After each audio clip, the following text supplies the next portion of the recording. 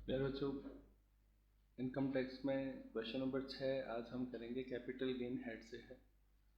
इसमें दिया हुआ है, कमल ने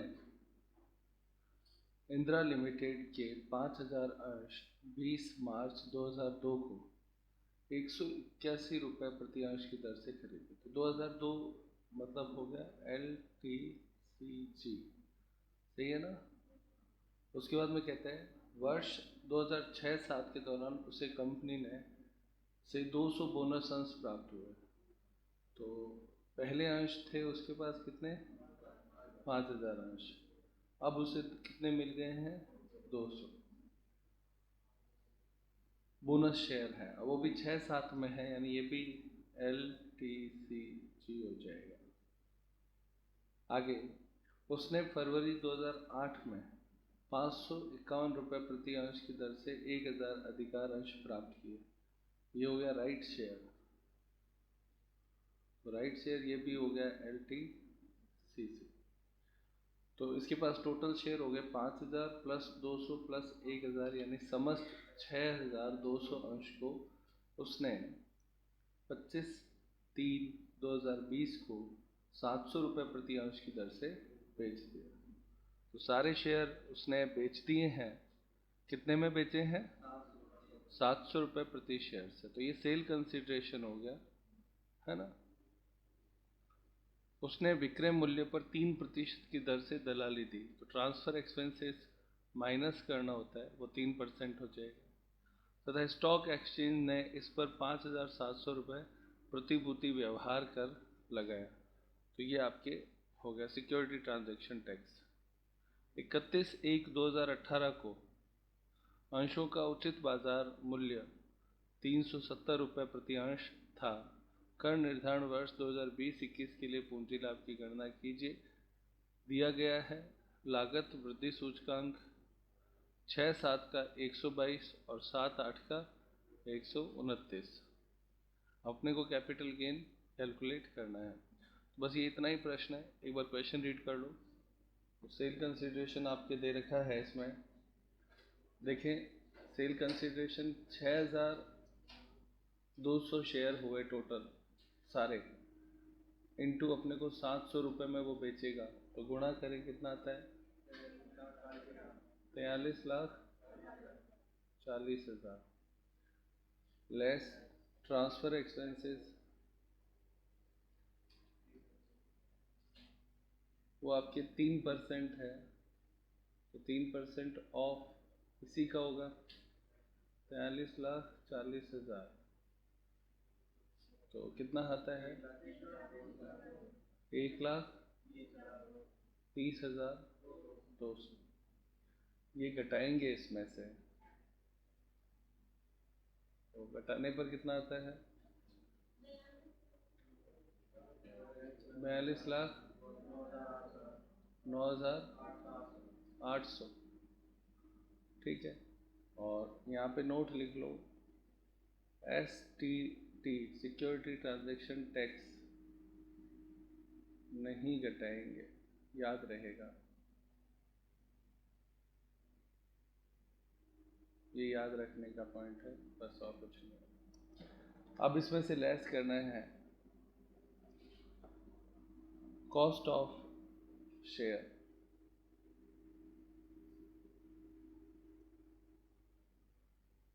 कॉस्ट ऑफ शेयर में बहुत सिंपल सा चलता है, इंडेक्स इसमें करते नहीं हैं, लेकिन जो हमें नियम दिया गया है वो मैं यहाँ पे लिखता हूँ।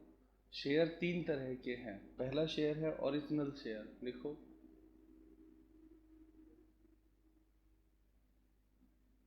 ओरिजिनल शेयर जो उसके पास पहले से थे।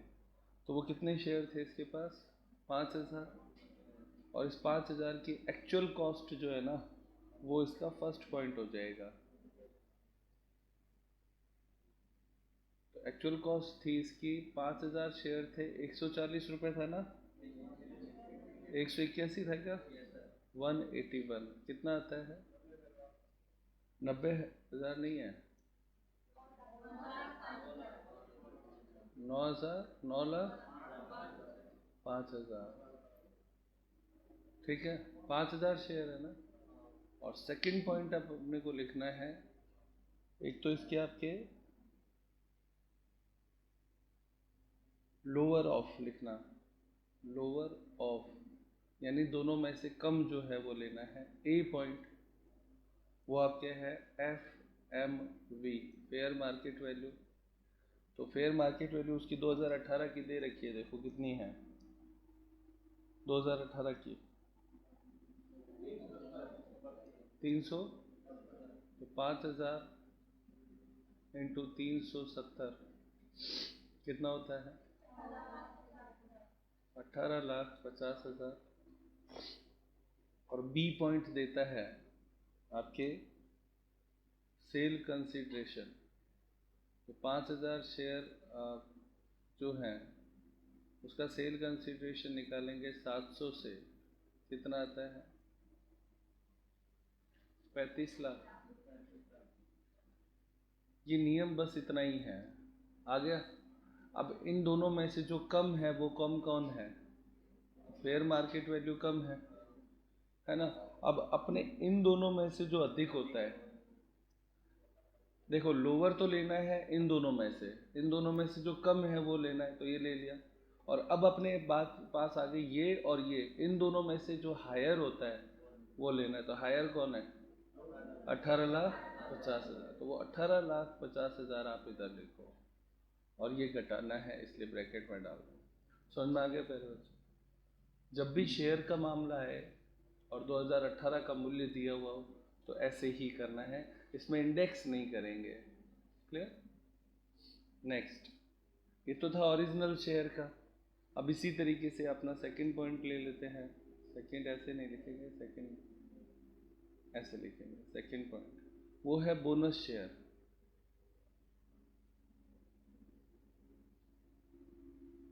बोनस शेयर कितने थे इसके पास 200, तो ये 200 शेयर के लिए होगा। तो इसमें भी सेम तरीका, पहले एक्चुअल कॉस्ट। तो बोनस शेयर की एक्चुअल कॉस्ट जो है वो आपकी नील होती है, तो नील लिख दो। उसके बाद में सेकंड इसमें हमें लेना है ए और बी, लोअर दोनों में से जो कम होता है ना, दोनों में से जो कम होता है। तो ए में उसके एक आपके 200 शेयर है। 200 शेयर का सबसे पहले फेयर मार्केट वैल्यू उस समय 2018 का कितना दे रखा है, फेयर मार्केट वैल्यू 200 शेयर का कितना था, सेम ही नहीं होगा क्या 370, 370 सेम ही होता है फेयर मार्केट वैल्यू। कितना होता है 74,000। और बी पॉइंट है वो आपके हो गया 200 शेयर का सेल कंसिडरेशन 700, कितना होता है। अब अपने इन दोनों में से जो कम है वो कौन है 74,000, और इन दोनों में से जो अधिक है तो वो आपके लिखना है 74,000, ये बाहर लिख देंगे।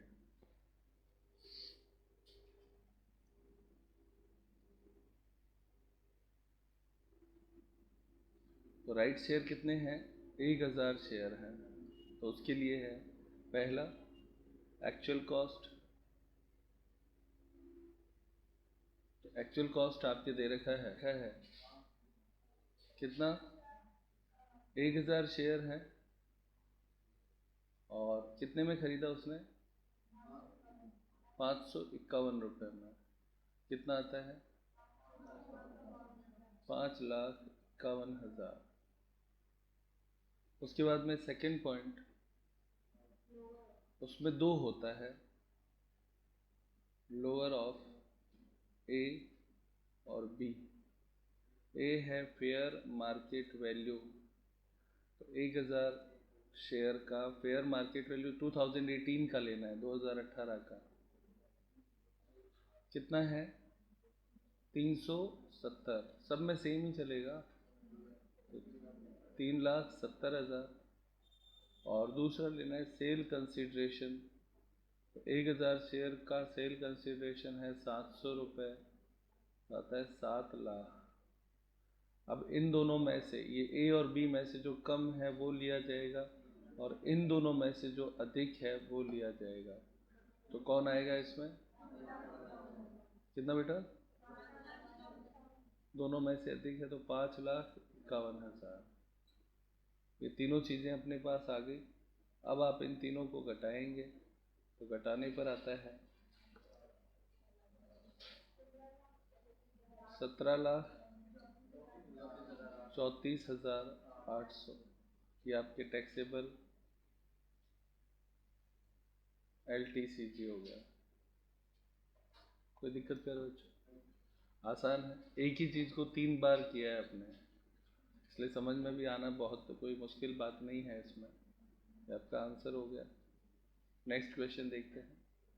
क्वेश्चन नंबर 7 में आपको दिया हुआ है, मुकेश एक मकान संपत्ति के मालिक है जिसे उन्होंने 80,000 रुपये में 30 जून 1977 को खरीदा था। तो 1977 का मतलब 2001 से पहले हो गया और मकान है। 1 अप्रैल 2001 को इस संपत्ति का बाजार मूल्य 6 लाख रुपए था। तो 2001 का मूल्य दे दिया, तो हमारे लिए ये ही इसकी कॉस्ट हो गई। यह संपत्ति 26/1/2015 को अग्नि से नष्ट हो गई, लेकिन बीमा कंपनी से 22 लाख रुपए की क्षतिपूर्ति की राशि 20 मई 2019 को प्राप्त हुई। कर निर्धारण वर्ष 2020-21 के लिए पूंजी लाभ से आय की गणना कीजिए यदि कोई हो। वित्तीय वर्ष 2014-15 के लिए लागत वृद्धि सूचकांक जो है वो 240 है। तो ये आपका प्रश्न है, एक बार आप इसे रीड करें फिर बात करते हैं। तो प्यारे बच्चों, इसमें जो पहला रूल है वो ये इतना ही है कि 2015 में ये आग से नष्ट हुई थी और कंपनी ने 22 लाख रुपए दिया। तो ये जो 22 लाख रुपए इंश्योरेंस कंपनी से मिला वो सेल कंसिडरेशन माना जाएगा। पहली बात क्लियर। अब प्रश्न ये आता है कि 2015 में जब इंश्योरेंस कंपनी से पैसा मिलना था तो वो टैक्सेबल अब क्यों हो रहा है? तो उसका कारण है उसका पैसा मिला 2019 में है, तो 2019 में पैसा मिला है इसलिए टैक्सेबल 2019 में होगा, यानी जिस दिन पैसा मिलेगा उस दिन टैक्सेबल होगा। बस ये इतना ही है। और इसमें जो इंडेक्स है वो 2014-15 का ही काम में लेना है क्योंकि ये घटना 2014-15 की ही है। ठीक है प्यारे बच्चों, अब इसे सॉल्व करते हैं। देखें, इसमें आप सबसे पहले लिखेंगे सेल्स कंसिडरेशन। सेल कंसिडरेशन माना गया है ना, इंश्योरेंस कंपनी ने जो दिया था ना उस पैसे को हमने क्या मान लिया? सेल कंसिडरेशन माना। और कितने रुपए मिले इसे? 22 लाख। तो यहाँ पे आप लिखेंगे 22 लाख रुपए लेस, इसमें से घटा देंगे इंडेक्स्ड कॉस्ट। इंडेक्स्ड कॉस्ट जो है वो आपके हो जाएगी, इसने इसे खरीदा था कब? बहुत पहले ही खरीदा था, तो हमें तो 2001 का वैल्यू लेना है। तो 2001 का वैल्यू है 6 लाख इंटू ऊपर की तरफ जो इंडेक्स है वो आएगा आपके कौन से ईयर में इसने बेचा था? 2015 में। तो 240। 2015 में ये आग से नष्ट हुआ था ना, तो ऊपर की तरफ वो इंडेक्स लेना है। इम्पोर्टेंट इसमें यही तो है।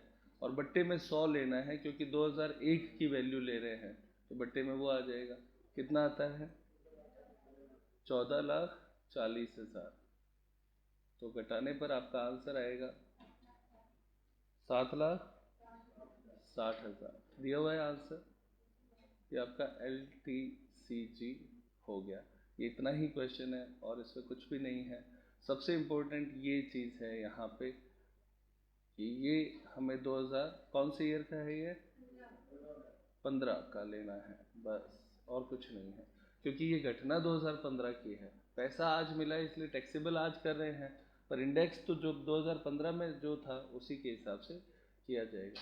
तो ये आपका क्वेश्चन नंबर 7 हो गया। नेक्स्ट क्वेश्चन देखते हैं। अब देखते हैं क्वेश्चन नंबर 8।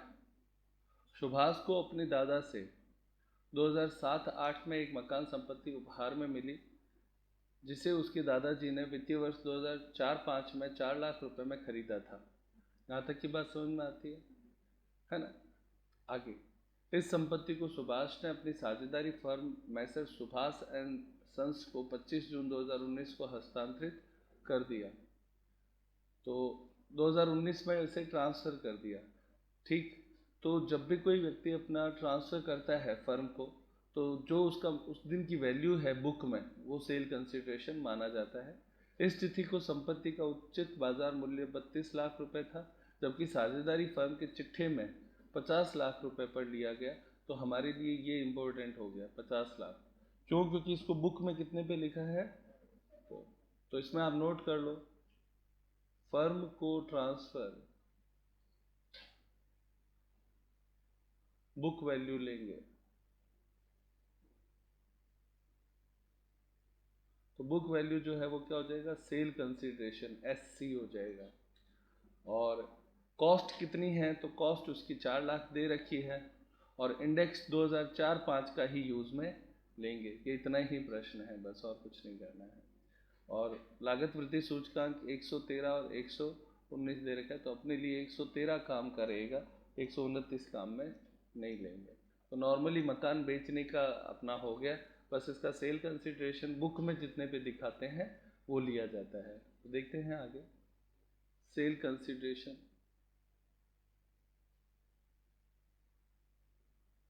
इसमें भी हमने माना है, किस चीज़ को माना है, बुक वैल्यू को। तो बुक वैल्यू जो 50 लाख है वो उसका सेल कंसिडरेशन मानी जाएगी। उसके बाद में लेस इंडेक्स्ड कॉस्ट।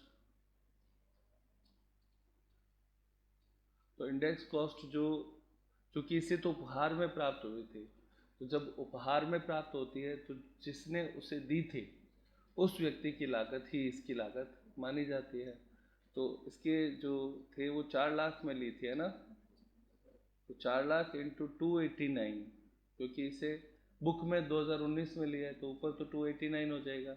और बट्टे में कौन से ईयर का लेना है, 2004-5 का, तो वो आपका है 113। सॉल्व करें, इसे कितना आता है, 10,23,000, 009 घटा दे, तो घटाने पर आता है 39 लाख, आगे 76,991। आंसर दिया हुआ होगा LTCC। ये इतना ही प्रश्न है प्यारे बच्चों, कोई दिक्कत इसमें? ये छोटे छोटे कंसेप्ट सिखा रहे हैं आपको कि इसमें ऐसा होता है, इसमें ऐसा होता है। ये रूल भी हमने पढ़ा था जब हमने क्वेश्चन किया था, रूल्स पढ़े थे तब। नेक्स्ट देखें, देखिए प्यारे बच्चों, क्वेश्चन नंबर 9। इसमें दिया हुआ है, टिंकू और पिंकू एक फर्म में साझेदार थे। 31 मार्च 2020 को फर्म का समापन हो गया। फर्म की संपत्तियों का साझेदारों ने निम्न प्रकार से वितरण किया। यानी यहाँ पे इस पे क्या हुआ कि फर्म जो थी वो समाप्त हो गई है, और चूंकि फर्म समाप्त हो गई है तो वो अब जितनी भी संपत्तियाँ हैं उनको बेचेंगे। तो या तो वो खुद बेच देंगे या वो खुद ले लेंगे। तो दोनों ही स्थिति में फर्म की जो संपत्तियाँ हैं वो बेचना ही माना जाएगा। अगर वो खुद भी लेते हैं तो अब चूंकि फर्म ने तो बेच दिया ना, तो ये यहाँ पे बहुत इंपॉर्टेंट चीज़ आती है। क्या कहा कि वो दोनों साझेदार हैं, फर्म समाप्त हो गई, फर्म की संपत्तियों का साझेदार निम्न प्रकार से वितरण किया, उन्होंने आपस में बांट ली। तो फर्म के लिए तो बेचना ही हो गया ना। क्यों? क्योंकि फर्म और फर्म के साझेदार आपस में अलग अलग माने जाते हैं, है ना, सेपरेट एंटाइटी होती है। अब इसमें आपके वो कहते हैं अर्बन लैंड, यानी एक शहरी भूमि थी, ब्लॉक ऑफ बिल्डिंग यानी बिल्डिंग थी, और ब्लॉक ऑफ फर्नीचर यानी फर्नीचर था। 3 चीज़ें वो यहाँ पे बताता है। सबसे पहले ईयर ऑफ एक्विजिशन, कौन कौन से ईयर में लिए गए थे, तो 1975-76, 2005-6 और 2009-10। आप नोटिस करेंगे बिल्डिंग और फर्नीचर दोनों पे डैप लगता है, तो जिन पे डैप लगता है उन पे आपको इंडेक्स नहीं करना होता है, सीधा सीधा होता है। परचेज प्राइस खरीदा 3 लाख में, 7 लाख में और 22 लाख में था। कॉस्ट ऑफ परचेज, वो कहते हैं कॉस्ट ऑफ फर्दर परचेज और प्लस खरीदा गया, कितने का, 15 लाख का। क्या चीज़, अर्बन लैंड, भूमि खरीदी गई, और कौन से ईयर में, 2004 में। तो ये आपके एडिशन हो गया, जितनी थी उसमें ऐड हो गई। एक्सपेंसेस ऑफ ट्रांसफ़र, कितना खर्च हुआ उस समय, 40,000 रुपये खर्च हुए ओवरऑल ट्रांसफ़र के बेचने में। इसमें 3,000, इसमें 4,000। मार्केट वैल्यू 2020 के लिए 80 लाख, 10 लाख और 15 लाख दे रखे तीनों की। रिटर्न डाउन वैल्यू 2019 के लिए दे रखी है, पहले में डैश क्योंकि भूमि पे डैप लगता नहीं है ना। इस पे 3 लाख और इस पे 13 लाख, WDV हो गया। Value at which given to the partner, partner को वो कितने में दी गई? टिंकू को 20 लाख में, और इसको पिंकू को 8 लाख में, और ये टिंकू को 10 लाख में। आगे मार्केट वैल्यू 1/4/2000 की जो ओरिजिनल लैंड है उसकी 8 लाख है।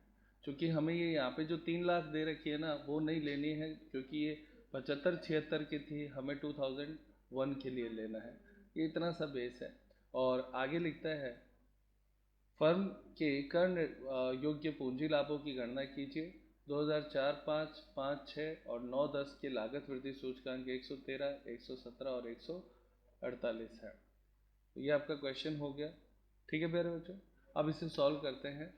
सबसे पहला काम कि हमारे पास 3 एसेट्स हैं जिसमें 2 पे डेप्रिसिएशन लगता है, तो वो तो STCG के अंतर्गत आ जाएगी। एक अर्बन लैंड है वो अलग है। तो तीनों को एक साथ कैसे करेंगे, एक बार आप क्वेश्चन रीड करें फिर स्टार्ट करेंगे। तो इसमें आपका सबसे इम्पोर्टेंट पॉइंट ये है कि इसे ट्रांसफ़र कितने में किया वो महत्वपूर्ण नहीं है, उसकी वैल्यू कितनी है वो महत्वपूर्ण है। तो ये चीज़ ध्यान में रखनी है। अब इसे सॉल्व करते हैं। ये तो इसमें सबसे पहले अपने को लिखना है नंबर 1, वो है अर्बन लैंड। तो लिखें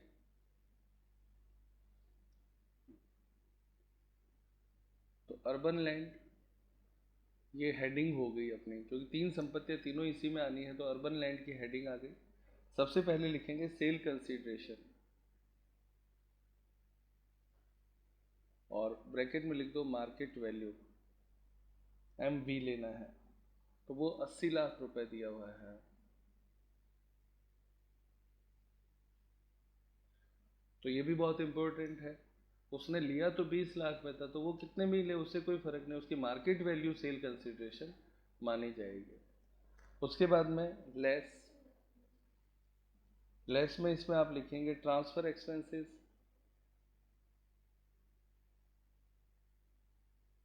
तो ट्रांसफर एक्सपेंसेस कितना है? 40,000। उसके बाद में आपके है इंडेक्स कॉस्ट ऑफ एक्विजिशन।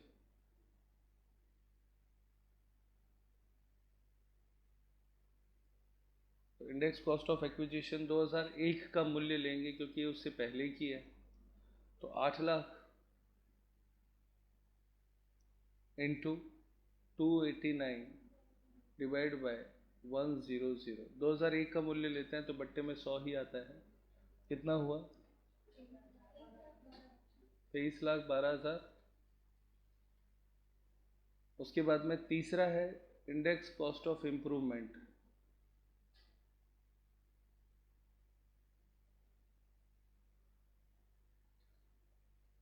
तो इम्प्रूवमेंट में उसने और ख़रीद लिया है उसके साथ में, कितने का है? 15 लाख में। कौन से ईयर में था ये? 2004-5 है क्या? 2004-5। तो इसका है 15 लाख इंटू 289 तो हो ही गई, बट्टे में 4-5 का इंडेक्स कितना है? 113। सॉल्व करें कितना होता है? 38,36,283। अब आप इन तीनों को एक साथ घटा दें, तो घटाएंगे तो कितना आता है? 18,11,717। और इसके नीचे आप एक लाइन लगा दें, डबल लाइन, और लिखे LTCG। डबल लाइन का मतलब ऊपर से इसका कोई लिंक रखना नहीं है। ये फर्स्ट सेगमेंट हो गया। आप चाहे तो एक पूरी लाइन ऐसे नीचे की तरफ बना सकते हैं। ये पहली कैलकुलेशन हो गई। सेकंड लिखे नंबर 2, वो आपके है बिल्डिंग।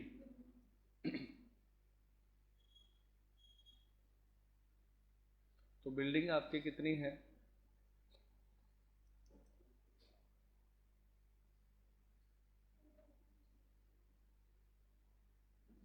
बिल्डिंग में उसको कितने में लिया है? 10 लाख लेंगे। तो लिखो सेल कंसिडरेशन, उसमें भी मार्केट वैल्यू 10 लाख। उसके बाद में लेस ट्रांसफर एक्सपेंसेस कितना लगा,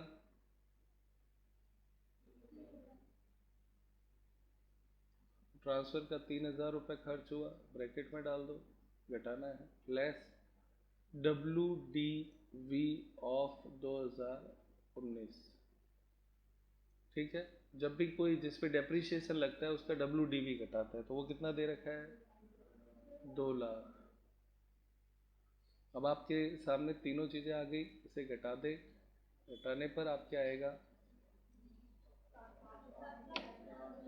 7,97,000, और ये STCG हो गया।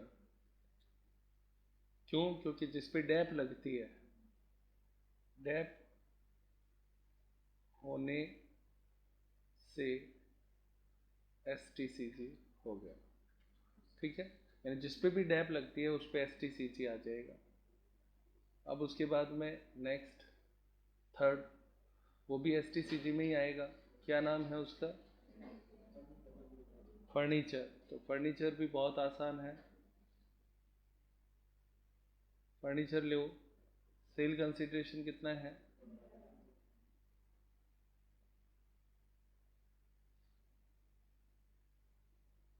तो सेल कंसिडरेशन कितना हुआ, 15 लाख। ये भी मार्केट वैल्यू है ना, market value less transfer expenses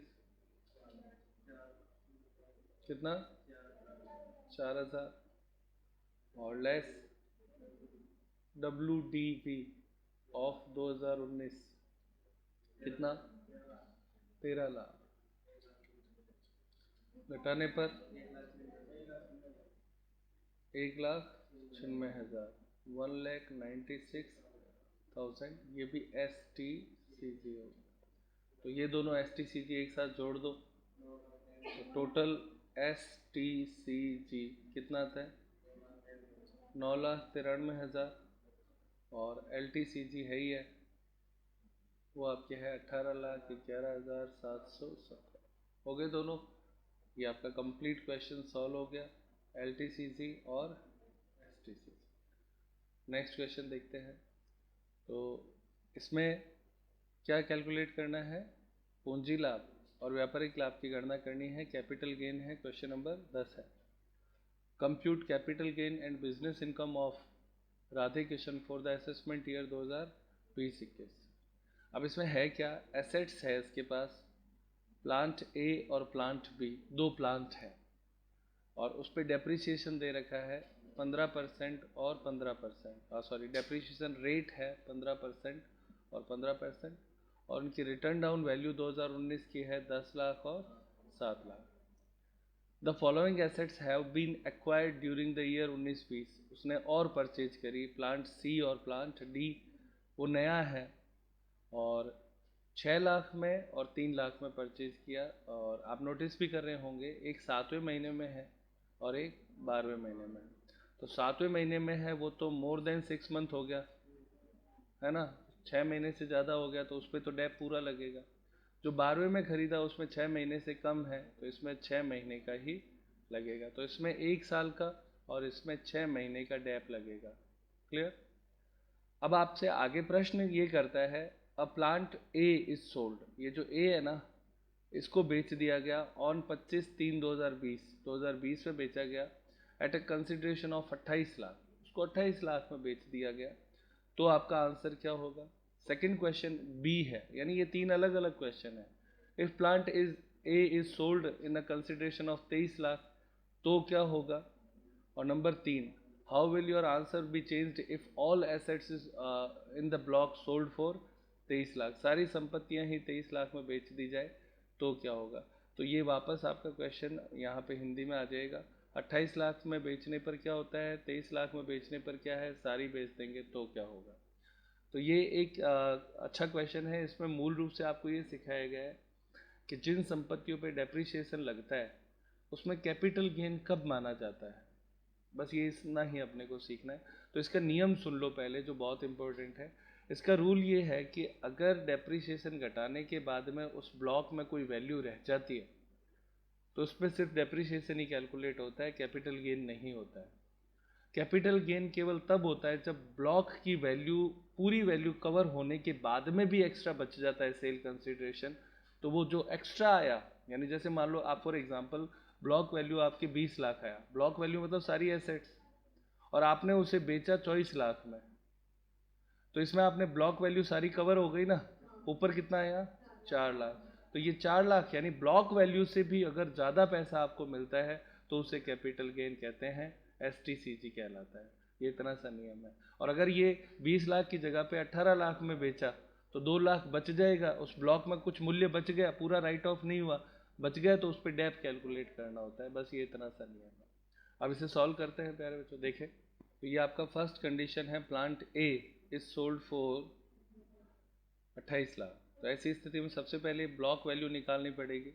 तो सबसे पहले आप लिखो ब्लॉक में एसेट्स थी कितने की। ब्लॉक में वैल्यू थी, एक 10 लाख की थी और एक 7 लाख की। तो सबसे पहले लिखेंगे प्लांट ए, वो कितना है 10 लाख। फिर आपका plant B,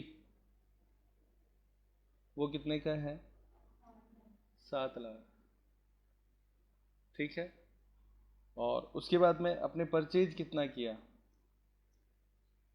add purchase plant सी और प्लांट, परचेज में कौन सा किया, सी और डी किया ना, तो डी सी कितने का किया 6 लाख का, और डी कितने का परचेज किया 3 लाख का, ठीक है। तो टोटल अपने ब्लॉक की वैल्यू आ गई बच्चों, है ना। टोटल ब्लॉक वैल्यू कितना हुआ 26 लाख। तो ब्लॉक पूरी वैल्यू 26 लाख है। अब आपने less sale of plant A, ये घटाते हैं, ऐसा ही तो किया था हमने डेप्रिसिएशन जब सीखा था तब। तो वो आपके 28 लाख में वो कहता है बेच दिया। अब आप देखो ब्लॉक से ऊपर आ गया पैसा, है ना, तो ब्लॉक से ऊपर कितना आया 2 लाख, तो ये 2 लाख आपका कैपिटल गेन हो गया, STCG। बस ये इतना ही सवाल है। क्यों, क्योंकि इसमें पूरा ब्लॉक वैल्यू 26 लाख था, सारा राइट ऑफ हो गया, कोई डेप्रिसिएशन कैलकुलेट करने की ज़रूरत नहीं है इसमें, सीधा ब्लॉक राइट ऑफ हो जाता है। तो जितना भी ऊपर हिस्सा आया, आप देखिए 26 लाख उसकी वैल्यू थी, जबकि आपने एक मशीन बेची, वो भी 28 में बेची, तो 2 लाख ज़्यादा मिल गया ब्लॉक से। ब्लॉक से ऊपर जितना वैल्यू मिलता है वो कैपिटल गेन माना जाता है। हो गया, और कोई डेप्रिसिएशन कैलकुलेट नहीं होगा। नेक्स्ट पार्ट, तो सेकंड जो कंडीशन है वो आपके है, अगर प्लांट ए 23 लाख में बेचा जाए तो क्या होगा। तो बाकी सारी चीज़ें तो सेम है, तो सबसे पहले लिख दो टोटल ब्लॉक वैल्यू, ब्रैकेट में लिख दो सेम। सेम क्यों, क्योंकि ऊपर हमने कैलकुलेट की भी है, कितनी आई थी 26 लाख। अब आपने इसे बेचा कितने में, less sale of plant A, वो कहते हैं इस बार आप 23 लाख में बेचो, तो बेच देंगे 23 लाख में। बेच दिया तो इस बार आप देखो ब्लॉक पूरा राइट ऑफ नहीं हुआ, कितना बच गया 3 लाख। ये वैल्यू ऑफ ब्लॉक हो गई, और ये जो वैल्यू ऑफ ब्लॉक जो बची उस पर अपने को डेप कैलकुलेशन करना होगा। क्या करना होगा, dep calculation. Clear, as rule. तो इसका मतलब यहाँ पे नो कैपिटल गेन, यानी सेकंड स्थिति में कोई भी कैपिटल गेन नहीं होगा, क्योंकि ब्लॉक में वैल्यू बच गई, और जब ब्लॉक में वैल्यू बच जाती है तो डेप्रिसिएशन कैलकुलेट किया जाता है। तो डेप्रिसिएशन लेना है, कैपिटल गेन इसमें नहीं होता है। थर्ड स्थिति क्या है वो भी देखें। तो थर्ड सिचुएशन इसमें आती है, यदि सभी संपत्तियां 23 लाख में बेच दी, यानी इसमें ए नहीं बेच रहा है, सारी संपत्तियां ही बेच देता है, तो यहाँ पे आप सबसे पहले लिखें वैल्यू ऑफ ब्लॉक कितना है 26 लाख, ये तो तीनों में सेम ही रहना है, less sale of all assets. तो सारी संपत्तियां जब बेच देते हो तो वो कितने में बेच रहा है 23 लाख में।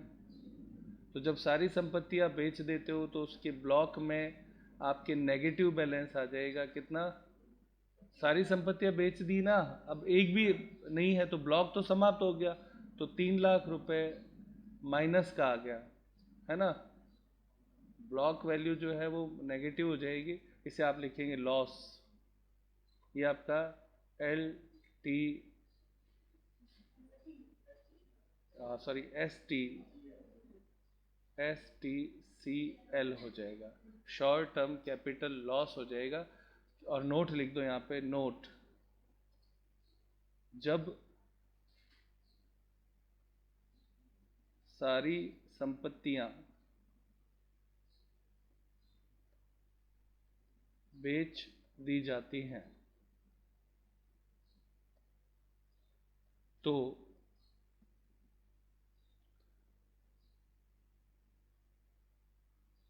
नेगेटिव बैलेंस या जो ब्लॉक वैल्यू बच जाती है वह लॉस कहलाता है। क्योंकि अब क्या है, इसमें सारी संपत्तियां बेच दी ना, तो अब कोई संपत्ति बची नहीं, 26 लाख की सारी संपत्तियां थी, 23 लाख में बेचा तो ऑब्वियस है लॉस हो गया, तो 3 लाख का लॉस माना जाएगा, क्योंकि अब ब्लॉक में तो कोई वैल्यू नहीं है, तो वो शॉर्ट टर्म कैपिटल लॉस हो जाएगा। बस ये इतना ही क्वेश्चन है। ठीक है बच्चों, तो आज की क्लास यहीं पे समाप्त करते हैं।